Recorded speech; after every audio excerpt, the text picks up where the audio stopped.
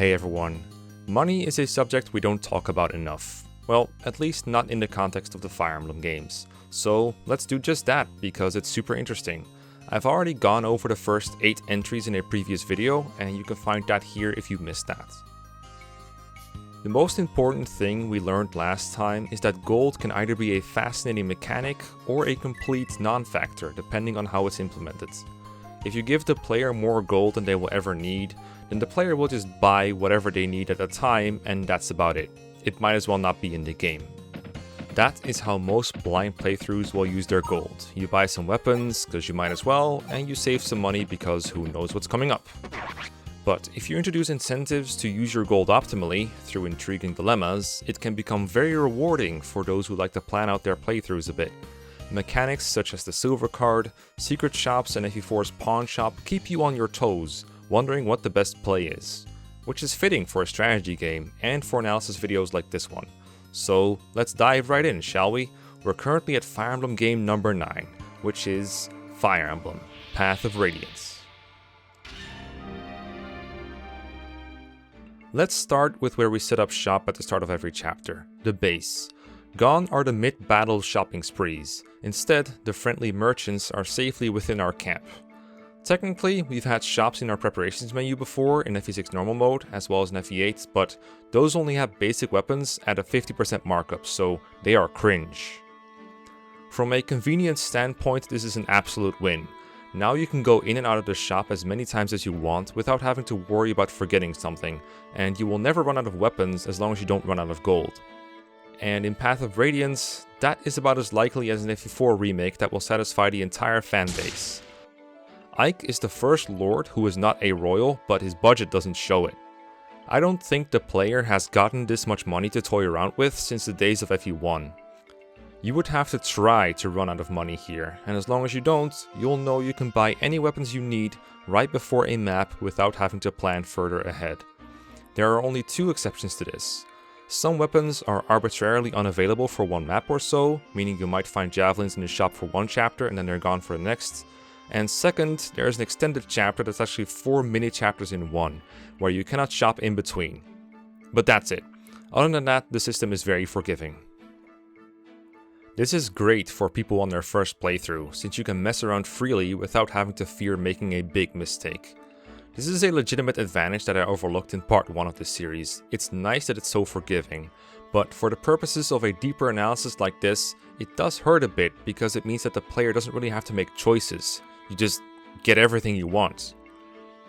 That said, there is one fantastic money-related feature I have to highlight here, and that is forging. Forging allows the player to create a new, customizable weapon once per chapter. You start with a base weapon, like an Iron Lance, and from there you can change its might, hit rates, crit rates, and weight by a limited amount. For example, you could forge that Iron Lance to have +5 might and +5 hit, making it an all-around improvement compared to even a Steel Lance. And the best part is, it's still relatively cheap.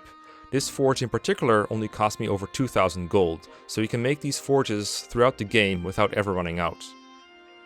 After setting the stats to your liking, you can also give the weapon a custom name and a strange color.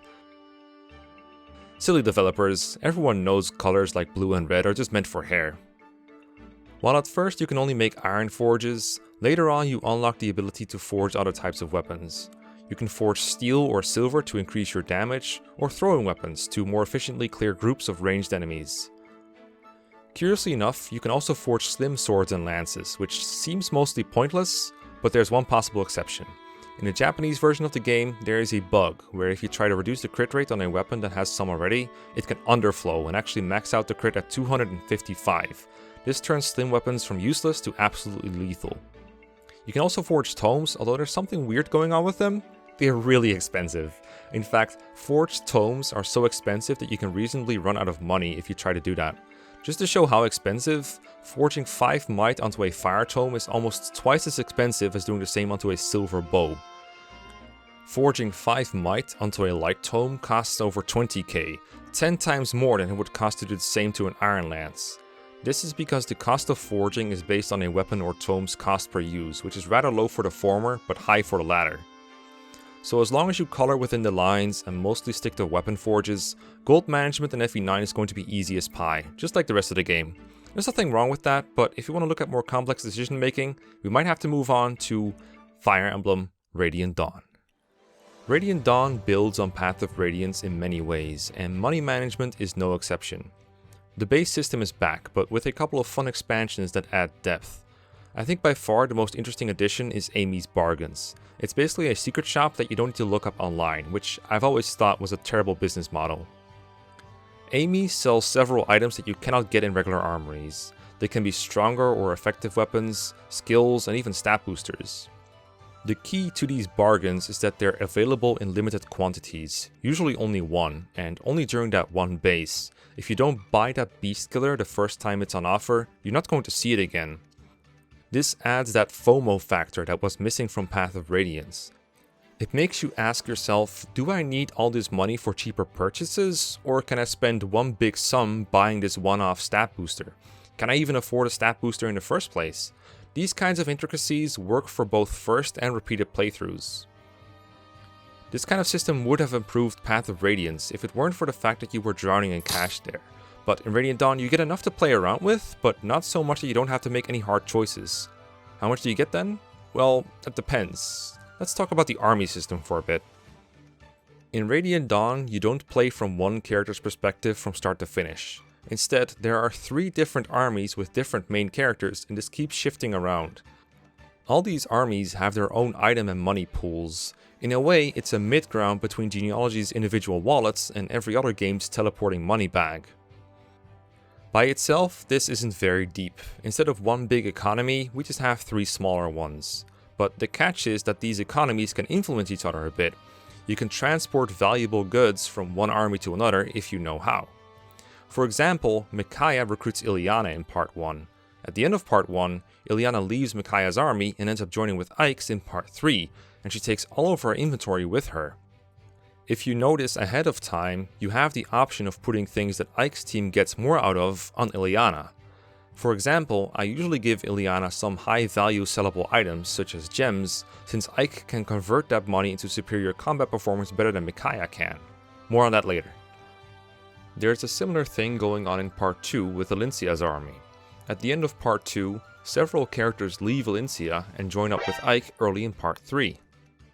During Part 2, Elincia and the Crimean Royal Knights pick up several useful items and valuables that the guerrilla mercenaries can use much better. The main reason for this is availability. The Crimean Royal Knights only have one chapter to themselves after Part 2, while Ike's army is available for many more. So to put something like the hammer to good use, you're not going to want Kieran to keep it. You want to give it to one of these other characters, so you can eventually give it to someone like Titania. There is one more reason that Ike can put gold to better use than Micaiah and Elincia, and it has nothing to do with sexism, I promise. It's because of this game's excellent implementation of the silver card. You obtain it through a base convo in 3-2 with a warning that it only works during that chapter. So the game incentivizes you to go on a selling and buying spree to get as much value out of it as possible. You can use it to buy all the generic weapons, bargains, and healing items you need, because you know you'll be better off buying it now than in the future. And if you never end up needing the thing you bought, well, you can just sell it back later for the same price. I love this use of the silver card because it forces you into decision making right away. In other entries, the silver card often makes money management kind of boring once you've gotten it, since it effectively doubles the money you have for the rest of the game. It just seems to exist to make expensive things affordable. Now, last but not least for Radiant Dawn, I want to talk about the forging system a little bit. It's mostly similar to Path of Radiance, but with a couple of key changes. For one, the player is no longer limited to one forge per map.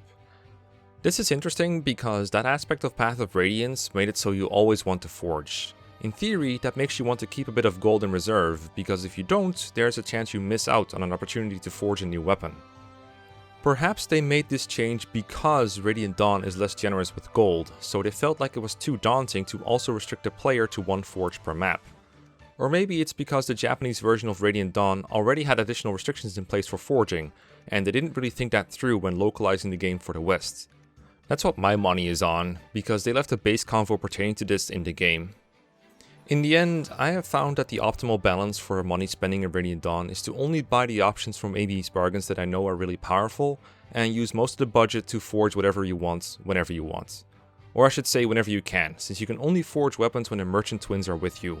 They are available for Part 1, and then only on Ike's team in Part 3, and finally they are with the Hawk army in Part 4, so only then can you make use of their services. That's another bit of information that makes your decisions more interesting on a repeat playthrough, but maybe a tiny bit more frustrating on a blind one. All this is a mess, but I think it's a beautiful mess. That's how I tend to sum up FE10 as a whole, but its money management is no exception.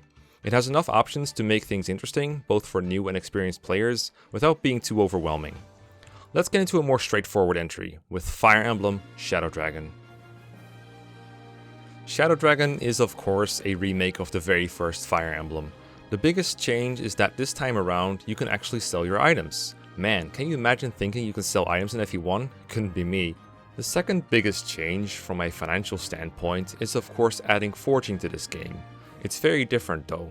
While in the Tellius games, forging was creating custom weapons, in FE11 you actually take the weapons you already have to the blacksmith and ask that he modify them.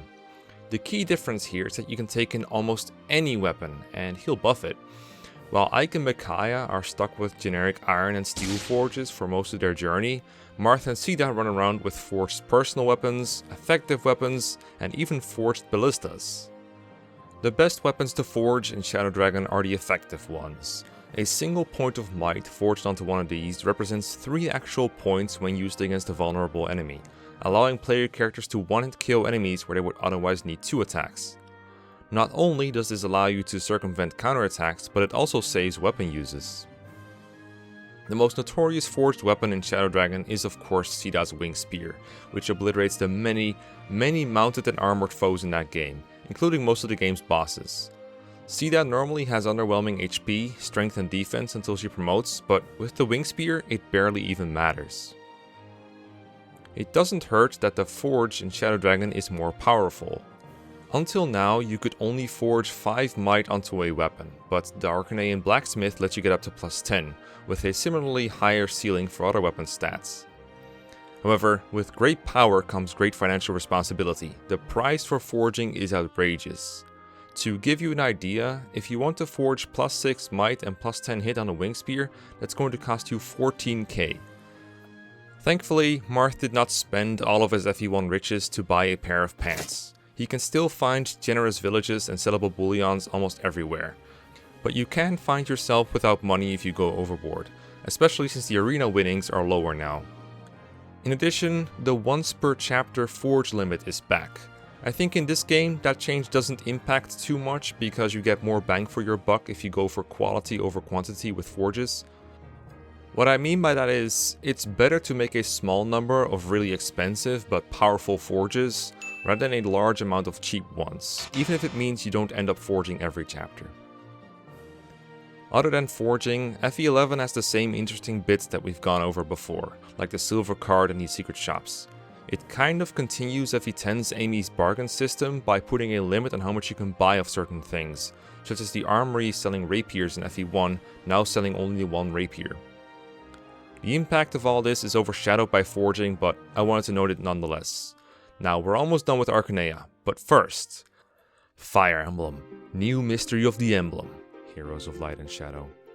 I'm just going to start with my conclusion for this one. This game is almost perfect with money management. It gives you so much, and it also gives you so much to spend it on that you might end up being broke every chapter anyway. Part of that is due to forging. It's the same system as Shadow Dragon, so not much need to elaborate here. But that doesn't mean it plays similarly though, because the enemy composition in the game is more varied, so Sita can't just Oko half the game with the Wing Spear anymore. Instead, you'll probably forge more generic weapons for the first half of the game, and then forge some Worm Slayers and Dragon Pikes to deal with all the enemy dragons in the middle portion. Just like in FE3 Book 2, these are available for purchase in the mid-game secret shop, which by itself is a good reason to save some money, always a plus in my book. The shop comes soon after the silver card, at least if you're playing on any difficulty below Lunatic mode. Yeah, that's right, FE12 has difficulty exclusive items. If you are playing on Lunatic or May Naga Save Your Soul, Lunatic Reverse, you will instead obtain psych! A vulnerary. Now isn't that nice? The differences between Lunatic mode and the lower difficulties are worth highlighting in general here because FE12 is such a brutal game. Even on lower difficulties, the enemy composition can be devastating to even a slight mistake, and that's what makes it so rewarding if you do manage to beat a chapter. This game gets a lot easier if you plan carefully, and part of that is spending your money well on things like forges and secret shops. And the fun doesn't end here, because there is one more feature I want to mention: Lunatic stat boosters. If you beat the game on Lunatic mode, or ask a friend for their complete save file, the preparations shop gives you the option to buy 3 of each stat booster. Their price is steep, but justified since a permanent boost in a stat like strength or speed gives you a massive return. But budgeting this in with the already heavy cost of forges and other items is tricky. This is a game where you can find yourself selling almost everything in your convoy just to be able to buy something extra. This game's subtitle really should have been "Hoarding is a Pitfall." In a nutshell, FE12 gives you a lot of money, but also a lot of ways to spend it, and rewards you heavily for doing so. If you don't manage things properly, this game gets extremely tough. And if that's too intimidating of a concept, it does offer lower difficulties where you don't get punished as hard for making mistakes. As someone who still hasn't beaten Maniac mode, I can attest to how important that is. Some of the best Fire Emblem players I know absolutely adore FE12, and I can definitely see why. Fire Emblem Awakening.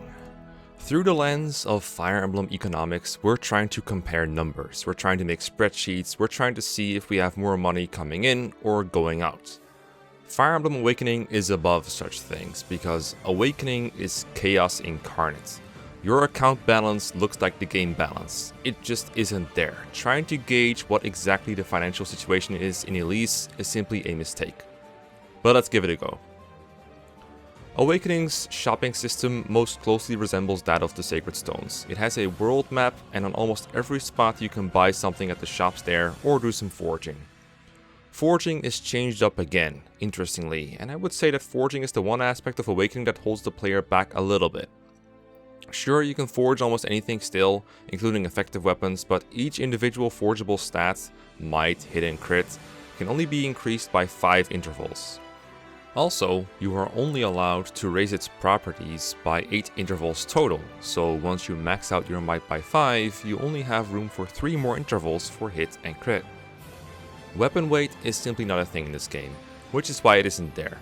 The forging is fairly expensive as well, as you can see from the table.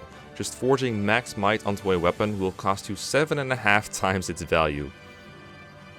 Awakening also properly introduced tonics. Technically, they existed in FE12, but this is the first time that they're buyable. Tonics are like stat boosters, but instead of rare and permanent, they are buyable and they only last for one map. If a unit is really close to doubling, a speed tonic can get them there. If they're close but not quite able to 2-KO enemies, a strength or magic tonic can do the trick. And if you have a unit that's sort of tanky, but you want them to be really tanky, you can give them an HP tonic and a defense tonic, and they're good. You cannot stack tonics on the same stats, so it's a good way to slightly enhance a unit's performance at a slight cost.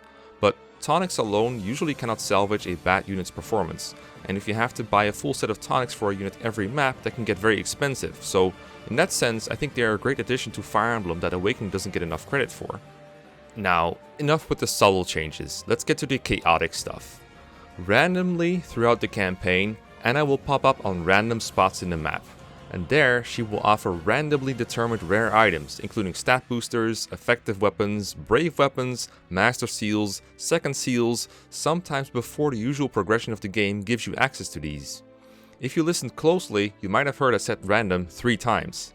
It's mechanics like this that show that Awakening developers have no concern for timing or game balance. If you want to break this game, you can, and it shows in countless other ways. The best example is probably grinding. The optional enemy encounters from Sacred Stones return, and this time they will always reward you with a droppable item to make up for the weapons you use killing the generic enemies, as if the free experience wasn't enough. You can even summon these yourself using the Reeking Box item, buyable from the shops on the map. If you are playing normal or hard, you really have to hold yourself back from using these encounters or you'll just trivialize the game. At least on Lunatic and Lunatic Plus, These encounters are so difficult that you will want to avoid them, and the reeking boxes also get more expensive the higher you go in difficulty, so at least there's some attempt at restraint there. But other than that, Awakening just does not care. Do you want to trivialize combat by buying infinite Nosferatu tomes? Go right ahead. Do you want to completely skip a map with a buyable rescue staff? Go right ahead. Do you want to recruit a character from another Awakening file or even another game and go to town on enemies with them? Knock yourself out. Or them. In return, sometimes the game will put an optional challenge on the map for you at a time where you have no hope of beating it considering your current power level, such as when I unlocked the Inigo Paralog one chapter after recruiting his mom Olivia. The enemies there were way outclassing mine to the point where most of my units were getting one-rounded. Awakening does not pull its punches, and it doesn't expect you to do so either. So, is Awakening's economy interesting? In its own way, sure. No matter what kind of playthrough you are doing, there are a lot of different ways to spend the money you have. And if you don't grind with the optional battles, you can definitely run out. But in the end, Awakening's overall design constantly begs you to trivialize the whole game, and chances are you will eventually have a unit that can crush the rest of the chapters all by themselves. Sometimes this is Robin, the Avatar character, but it could also be Donald or a hyper-optimized child unit. The moment you start giving into that temptation, economics go out of the window, and this game basically becomes the JRPG equivalent of a button masher. If you don't like that, don't worry though, because the next entry changes up everything. I'm talking, of course, about Fire Emblem Fates. Fates might be the biggest upheaval in Fire Emblem history since Genealogy as far as finances are concerned. Ever since the beginning, the way things went were simple. You have some weapons, and once they're near or at their breaking point, you replace them. Or in the case of Genealogy, you repair them. Fate says, to hell with that. We're just going to give every weapon and tome infinite durability. So if you have an Iron Sword in Chapter 1, that one could theoretically last you the entire game. If that was the only change that Fate's made, things would not be very interesting. But fortunately, it is far from the only one. Obviously, variable weapon durability was always one of the controls to balance higher end weapons. A silver sword is more powerful than an iron sword, but as a drawback, it's not only more expensive to buy one, but it also has much lower durability. In Fates, however, the high-end weapons instead have different drawbacks. The silver sword, for instance, temporarily lowers the user's strength and skill by 2 after combat. This debuff slowly wears off by 1 every turn. In theory, this is an interesting approach, to say the least, but in practice, this has made a lot of Fates players shy away from higher-end weapons, and they mostly focus on using iron weapons. One reason iron weapons can work even in the middle and later stages of Fates is the Forge. This mechanic has been changed up again into probably its most intriguing incarnation so far. The Fates Forge doesn't charge you in straight up gold, instead he asks for 2 other currencies. One of them are gemstones, which suck and are a waste of time, so we're not going to talk about them. The other is copies of the weapon you wish to forge. So if you want your iron sword to become stronger, you have to bring another iron sword. The more you want to forge your sword, the more copies you need. For an iron sword plus 1, the first enhanced version, you only need 1. Iron sword plus 2, you're going to need 2 iron sword plus 1s, for which you need a total of 4 regular iron swords, and so on. The amount you need to forge increases exponentially as you try to climb in higher power levels, so in practice, you rarely go beyond plus 2. Some weapons cannot be forged beyond plus 1 or even at all simply because of the numbers of copies available. And for the weapons that are buyable, you're effectively still paying gold to forge, just in a more indirect way. We also have a couple of smash hits from previous games returning. Tonics are back from Awakening and can be bought from the shop from the start of the route split. Tonics are cheap and temporary, and as Abraham Shakespeare said, you can tonic some of the stats all the time and all the stats some of the time, but if you try to tonic all the stats all the time, you're going to run out of money. So it literally pays to be smart with tonicking so you can save your gold for other things. For example, you can buy stronger weapons. One of my favorite early purchases in a casual playthrough of Conquest is the Nosferatu tome for Odin. It takes a pretty big bite out of your budget for 4,000 gold, but it improves its durability so much that I'll go for it almost every time. It feels bad to spend so much gold, but play one map with it and you will never want to go back. You can buy seals to reclass or promote your units, you obviously need money to buy weapons to forge with, and near the end of the game, you can even buy some stat boosters from the shop if you really have a lot of cash. There are tons and tons of ways to improve your units using gold, and finding the perfect way to spend it is very rewarding. Gold in Fates, particularly in Conquest, is handled in a genius way. Because weapons have infinite uses, you don't have to spend much on upkeep. Vulneries and staves still need replacing every now and then, but generally you use your gold to improve your units rather than just to keep them going. Conquest is the most difficult of the 3 routes, but it also hands you more gold than the other 2, and because of that, it gives you a lot of tools to tackle the enemies. Fates is also famous for the massive amounts of customization it allows, and a lot of that comes through its class system with its many different seals, and most of these are purchased using the shop system in my castle. Also, even though there's just a single shop and armory, they are not static. Instead, you gain the option to upgrade them and expand the amount of items buyable throughout the game, which allows the game to limit the resources you can buy. I do personally think that the vast amount of options Fates offers can be a bit daunting, but that is just my experience. If you're willing to experiment or you have in-depth knowledge of the systems already, this is one of the most gratifying and rewarding ones in Fire Emblem history. But for those looking for something more simple, I have just the game for you. Fire Emblem Echoes: Shadows of Valentia. Do you remember how Gaiden didn't have a currency? Well, this is a remake of Gaiden, and they decided that no Fire Emblem game is complete without currency. In fact, 2 currencies. Shadows of Valentia doesn't just have gold, it also has silver, and to make things more confusing, silver is the more common currency, so I find myself constantly referring to it as gold due to other games using that as their primary currency. That said, you still don't have to worry about buying weapons. You still get all you need from exploring and recruiting characters, since they kept the infinite uses from Gaiden. Instead, the silver and gold are used for the forging system. Every now and then, you'll find a village with a blacksmith in it, and they will take silver and or gold to improve your weapons. The system has been simplified though, with set upgrades costing a set amount of silver and or gold. There is, however, an exciting option to upgrade your weapons to a different weapon altogether, ominously marked with a couple of question marks.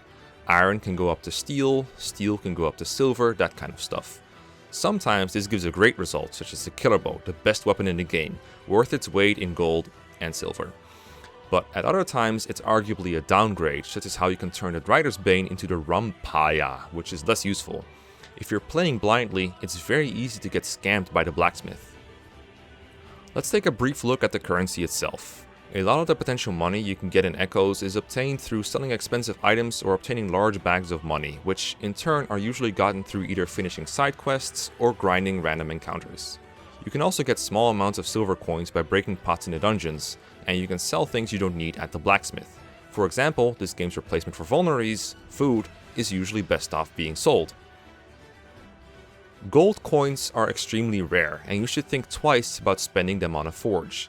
You can convert silver into gold and vice versa at the blacksmith, but at an astounding rate of 500 silver for 1 gold coin, whereas the other way around it's 1 gold for 100 silver.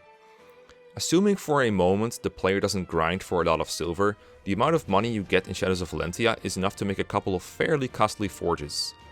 It's hard to get in real trouble in this system with its infinite weapon usage, especially since unequipped characters will still use a generic weapon. So it's not punishing to the point where it will softlock players, but the forge system and its lack of transparency do make the game more tedious, since the combat performance of your units will be significantly worse if you don't know how to optimize. The fact that silver is theoretically infinite by tediously grinding coins on the respawning pots in the dungeons doesn't really fix that, because in the end it still makes the game less enjoyable. On the other side of the coin, if you do know what you're doing, planning out your money and forges can be very interesting. There's an army split in this game, somewhat reminiscent of Radiant Dawn, where for some parts of the game you control Alm, and for others you control Celica. In some villages, you can even find peddlers that allow you to send items from one army to another. This allows you to, for example, send expensive items from Alm to Celica, since the former has more money than the latter, kind of like what you can do with Ileana in Radiant Dawn. So of all games, I think Shadows of Valentia's gold management has the biggest disparity between a blind and a veteran player. I think it's very enjoyable because I know what I'm doing, but for others, not so much. Let's see if that's any different in the most recent game, Fire Emblem 3 Houses. Oh boy, 3 Houses. Gold, like everything in this game, is integrated into the calendar and monastery system. You've got your calendar with a day off every Sunday to do activities. Activities cost activity points, but they usually give you professor experience. Gain enough professor experience and your professor rank goes up, which will get you more activity points as well as other rewards. Simple loop, right? At the beginning of each month, the player is handed a sum of gold from the Church of Ceros. That amount depends on your professor rank, starting out at 1000 gold at E rank and going up by 1000 every time you level up, but capping out at 5000 once you hit C.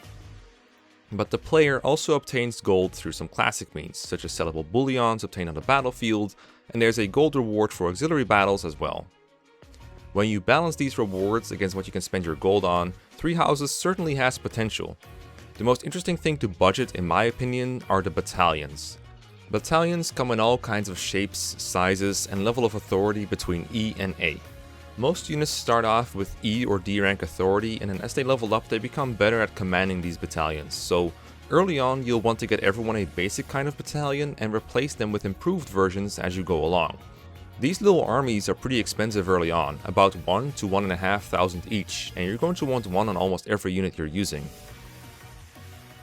There's also gardening, which somehow costs a lot of money just to put some water or Pegasus poop on your plants, or gifts you can give to your students to increase your support rank with them. And of course, Three Houses also has a forging system that once again went through an overhaul. Or I guess we should call it an underhaul, because it really is a straight simplification from Echoes. Now your Iron Sword cannot be made into an Iron Sword +1 or +2, but simply Iron Sword Plus, which is again a preset number of improvements to some of its stats. Unfortunately, you can no longer name your forge or customize it in any way, which is a shame. The part where you can forge one weapon into another still exists, and it's actually improved, since you can see what you're going to turn your weapon into this time. And even if that forge ends up making your weapon worse somehow, you can generally buy another copy at the armory and be okay. All of this would be fine and dandy if it wasn't for one feature that flips gold management on its head: the Training Grounds tournaments. This is basically Three Houses' version of the FE4 Arena. It's a set gauntlet of 5 opponents that changes every month. Usually these tournaments have a theme. For example, the first one makes both player and opponents use swords, so you want to pick someone adept at using those. It can't be Byleth since he cannot participate. You can't gain any experience from these battles, but you do get a reward if you complete them. A sum of gold that gets larger the further you get into the game, and the first time you complete it, you get some kind of weapon or item. Yeah, that's right, I said the first time. You can do the Training Ground tournament as many times as you have activity points, and the amount of which, like I explained earlier, depends on your professor rank. Here's the catch though: winning the Training Grounds gives you more professor rank, the most per activity point in fact, which over time will increase your number of activity points. So using the Training Grounds lets you use the Training Grounds more often in the future. It's a positive feedback loop. The optimal way to use the monastery is to use all your spare activity points on these tournaments, because it gets you so many points and so much gold. It's so optimal that it's boring. The activity itself also gets boring very fast. Unlike in FE4's arena, the same unit can clear the tournament repeatedly, so once you've found someone who's guaranteed to win it, it's a slog. You can skip the battles by pressing start, but you still have to sit through all the menus. Once you're about halfway through the game, you'll have more activity points and money than you'll know what to do with. The only opportunity cost to getting more is real time. You could say that this is a microcosm of the whole monastery aspect of Three Houses. I find that most people who are talking about the monastery and its tedium are usually discussing the calendar system as a whole, or they're talking about individual activities like fishing being boring. But what I would like to emphasize is that the calendar system could have been pretty well balanced with all the different things to spend your money on within the monastery, if it wasn't for the Training Grounds. So I guess we're ending the analysis of this video with a downer. It's unfortunate, but the fact is that gold management will never be the same as it was back with Bonus Stage! The Last Promise. The Last Promise is one of the, if not the first complete Fire Emblem ROM hack. It was made by a fellow named Blazer, and if you enjoy GBA Fire Emblem and or a tight money system, you should check it out. The Last Promise was constructed inside of FE7, but features a fresh story, all new maps, and a massive cast of characters for you to enjoy. The funniest part of The Last Promise is the way it integrates the different modes present in the original FE7 into its design. In this game, you start in Siegfried mode, which takes the place of Lyn mode. In both FE7 and in The Last Promise, after Chapter 10 is over, a bit of a reset takes place. All items and gold are gone, so resource management isn't very important in the first part of the game. The Last Promise shakes that up with one smart shop placement. Chapter 10 has a vendor that sells angelic robes. For 7,500 gold, you can buy a permanent plus 5 HP for one character. So suddenly, you have an incentive to hoard as much gold as possible for this shop alone and make do with what you have up until then. The intensity of this hoarding is doubled when you consider that Siegfried mode does not give you a convoy like Merlin is. So if a character obtains an item when they already have 5, you're forced to discard something you could have sold. And The Last Promise showers you in items, so this will definitely happen. It takes some careful inventory management to maximize your gold, and in turn, maximize your HP. But if you do it properly, your reward can be a frail-looking mage girl with her HP nearly capped out by the end of Chapter 10. It's broken, it's stupid, and I love it. The process to get there is admittedly tedious as all hell, and discarding items never feels good, but that payoff is so worth. Play The Last Promise. In conclusion, if I were to rank all the Fire Emblem games in how interesting they make money management, it would end up looking roughly like this. Most games do an okay job of at least making money matter and introduce some things that make you think about what to spend your coin on. But what I want to highlight is how many games are on the top rank and how most of them do things a little differently. All these various features are being put to use to make gold more than just an inconvenience for the player. For a new player, they can make you go, oh snap, I can do this now with my gold? That's cool. But gold also adds replayability. Next time I play this game, I'm going to save up as much money as I can to buy boots in FE6. Or next time I play Shadow Dragon, I'm going to make a funny hammer forge to make my Daros one-shot armor knights. As long as there are various viable ways to spend your gold, it is an excellent customization tool that helps differentiate one playthrough from another.